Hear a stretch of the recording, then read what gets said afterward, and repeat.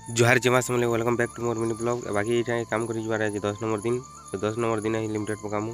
पहला जैसू कि जेनता मसला दिया सुने बोलसी मुई आउ इड़े के घोलो देवार थी बोला घोलो टी भी डोलारे कर दे पड़सी। बाकी 2 घंटा पर पके भी देसूँ। बाकी बारंबार सुटिंग करनी है कि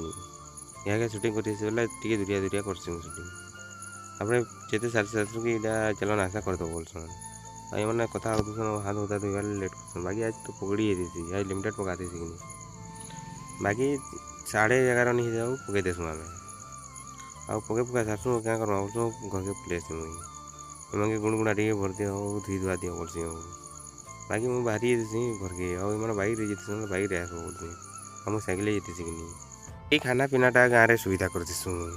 बाकी हाथी बोला गाँव में भी काम चली कि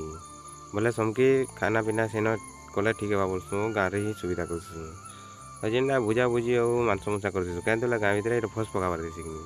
और इन बेसी लोग दिसन इन तो 4 जन दिसन आम इन 5 जन दिसन जे गाँव बोन पाली जड़े मालिक सागे। तो आज वीडियो तो ये कल देखा नुआ वीडियो है बाकी